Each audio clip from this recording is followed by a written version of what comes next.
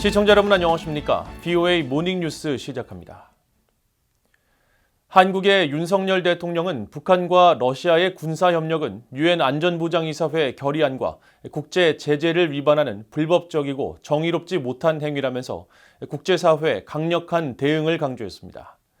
미국 정부는 북한 자유주간을 맞아 북한 정권은 강제 노동 등으로 북한 주민들을 착취하고 정권 유지를 위해 인권을 유린하고 있다면서 북한 인권 개선은 최우선 과제이며 국제사회와 계속 협력할 것이라고 밝혔습니다. 첫 소식 허무호 기자가 보도합니다.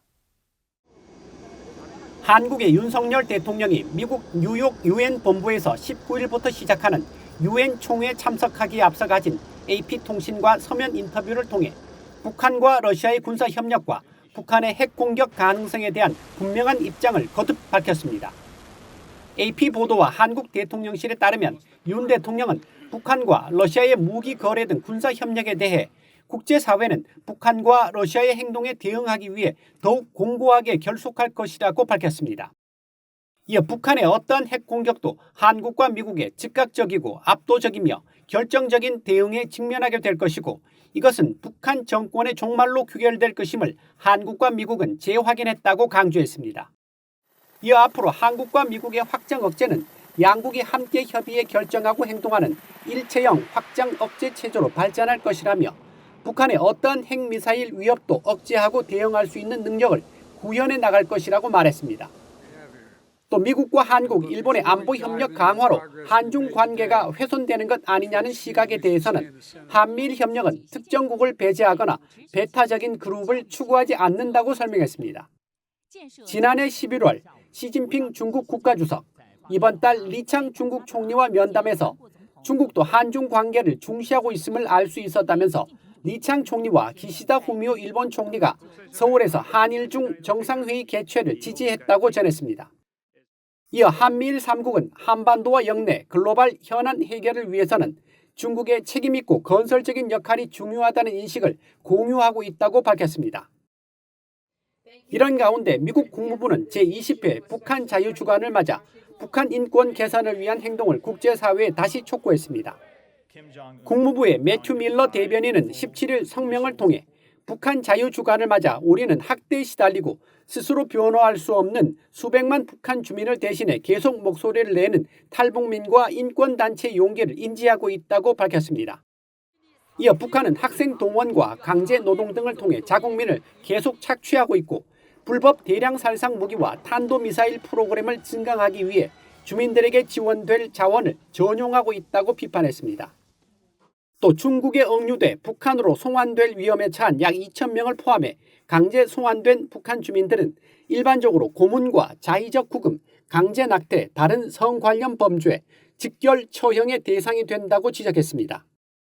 이어 북한의 심각한 인권 상황을 해결하는 것은 미국의 최우선 과제라며 인권 유린과 침해 책임 규명을 촉구하고 북한 안팎의 독립적인 정부에 대한 접근성을 높이기 위해 국제사회와 계속 협력하고 있다고 밝히면서 국제사회의 행동을 거듭 촉구했습니다. BOA 뉴스 허무호입니다.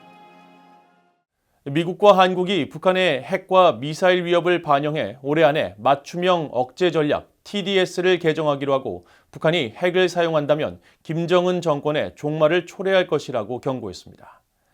미국과 한국 국방부는 18일 한국 국방부 청사에서 제23차 미한 통합국방협의체 회의를 개최하고 북한의 점증하는 핵과 미사일 도발 등 안보 현안을 논의했다고 한국 국방부가 밝혔습니다.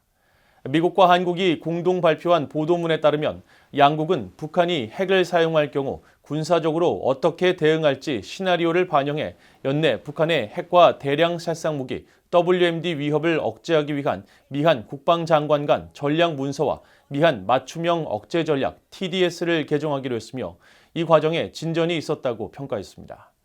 또 미국은 핵과 재래식 그리고 미사일 방어 능력 및 진전된 비핵 능력을 포함한 모든 범주의 능력을 운용해 한국을 방어한다는 철통 같은 공약을 재확인한다며 미국과 동맹국에 대한 북한의 어떠한 핵 공격도 김정은 정권의 종말로 귀결될 것이라고 강조했다고 한국 국방부는 전했습니다.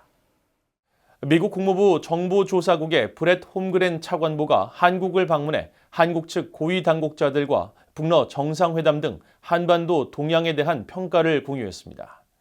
미국 국무부의 외교 활동을 지원하는 정보조사국의 홈그랜 차관보는 18일 한국 외교부의 김건 한반도 평화교섭본부장을 만나 한반도 정세와 북한 문제에 대해 심도 있는 협의를 했고 북한의 지속되는 도발 의도와 동기, 전망에 대해서도 의견을 교환하고 깊이 있는 분석을 공유하기로 했다고 한국 외교부가 밝혔습니다.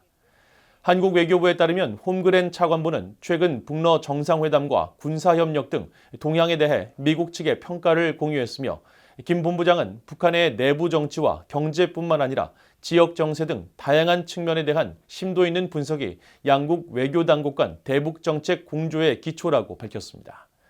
홈그랜 차관보는 또 이날 장호진 외교부 1차관을 만난 자리에서도 북러 협력 동향에 대한 설명과 의견을 교환하고 북러 군사협력에 심각한 우려를 공유했으며 정병원 외교부 차관보도 만나 북한이 핵과 미사일 개발을 지속하는 상황에서 북러 군사협력을 추구하는 것에 심각한 우려를 표하면서 미국과 한국 간 긴밀한 공조 아래 국제사회와 함께 단호히 대응해 나갈 것이라는 의지를 밝혔습니다.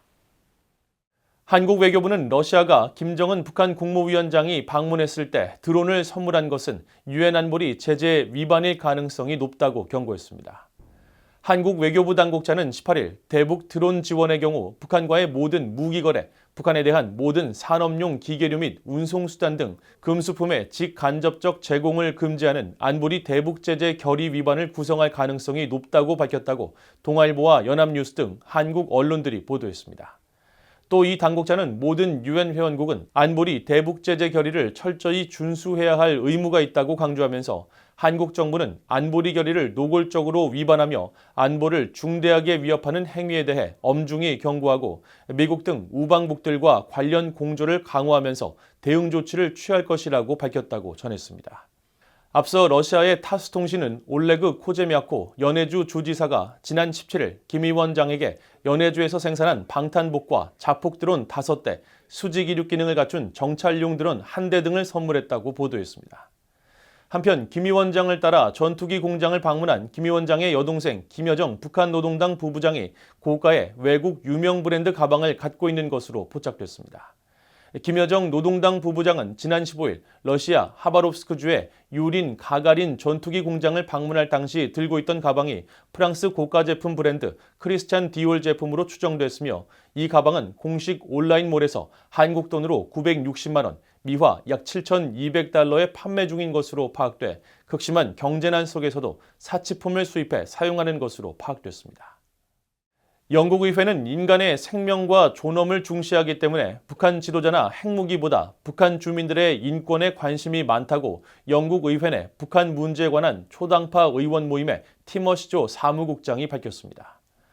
워싱턴을 방문한 조 국장은 15일 VOA를 방문해 가진 인터뷰에서 북한에 대해 비판적 관여 정책을 유지하는 영국은 북한의 심각한 인권 문제에 대해 공개적으로 목소리를 높이고 있다고 밝히고 북한 당국이 여러 부담에도 불구하고 영국과 수교를 유지하는 이유는 유엔 안보리 상임이사국인 영국의 국제적 위상과 영향력을 무시할 수 없기 때문이라고 밝혔습니다. 또 중국과 러시아가 북한의 심각한 인권 침해를 더 조장하는 만큼 중국에서 박해받는 위구르족과 티베트, 홍콩, 타이완 등의 인권단체들과 연대를 모색하고 있으며 워싱턴에서 그런 노력을 구체화할 예정이라고 밝혔습니다. 영국 의회 내 북한 문제에 관한 초당파 의원 모임은 다음 달 24일 런던에서 현지 한국 대사관, 한국의 국책연구기관인 통일연구원과 북한인권 국제회의를 공동으로 개최할 예정입니다. 이상으로 VOA 모닝뉴스를 모두 마칩니다. 시청해주신 여러분 고맙습니다.